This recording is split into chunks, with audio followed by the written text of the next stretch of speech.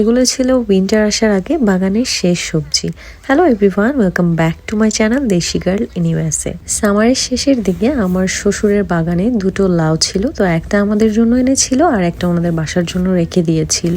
সাথে কিছু মরিচও নিয়ে এসেছিল, বলছিল যে মরিচ গাছগুলো ঠান্ডার কারণে মারা যাচ্ছে তাই কেটে ফেলেছে। বাই দ্য ওয়ে, লাউটা এত সুন্দর আর এত কচি ছিল। সাধারণত লাউয়ের খোসা বা ছিলকা দিয়ে ভাজি বা ভর্তা করা হয়, তবে আমার কখনো করা হয়নি। কিন্তু আজকে লাউটা এত সুন্দর ছিল যে খোসা বা ছিলকাটা আমার একদমই ফেলতে ইচ্ছে করছিল না, তাই আমি রেখে দিয়েছি যে ওটা ভর্তা অথবা ভাজি কিছু একটা করব। তো লাউয়ের অর্ধেক আমি চিংড়ি মাছ দিয়ে রান্না করব, তাই কেটে নিয়েছি। আমার কাটাকুটি একদমই সুন্দর হয় না, তাই ইগনোর করবেন। আর সাথে আমি খাসির পায়া রান্না করব আজকে। তো প্রথমে এটা আমি একটা একটা করে ধুয়ে নিয়েছি যেন কোনো পশম না থাকে, তারপর আবার লেবু পানি দিয়েও ধুয়েছি যেন কোনো গন্ধ না থাকে।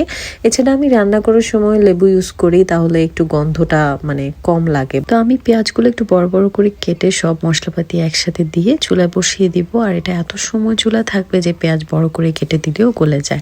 রান্না করতে করতে আজ একটা কষ্টের কথা শেয়ার করি। আমার ভিডিও সবটা এডিট হয়ে যায়, কিন্তু ভয়েস ওভার দেওয়ার সময় আসলে এত কথা আমি কোথা থেকে বলবো সেটা আমার মাথায় আসে না। একে তো ইন্তিহা পাশে থাকলে ও খুব ডিস্টার্ব ফিল করে ভয়েস ওভার দেওয়ার সময়, আর সেকেন্ড হচ্ছে যে এত কথা আমি কোথা থেকে নিয়ে আসবো। তাছাড়া আমি গান টান দিয়ে খুব বেশি একটা ভিডিও আপলোড দিতে চাই না। আর এখন আমি চেষ্টা করি ছোট ছোট ভিডিও মেক করা, যেন আমি প্রতিদিন ব্লগ আপলোড দিতে পারি। তবে আমার আগের অনেক ভিডিও জমে আছে, চেষ্টা করছি এগুলোর পাশাপাশি আমার আগের ভিডিওগুলো আপলোড দেওয়ার। এইদিকে আমি চিংড়ি মাছ দিয়ে লাউ রান্না করে নিচ্ছি একদম লাইট মশলা দিয়ে।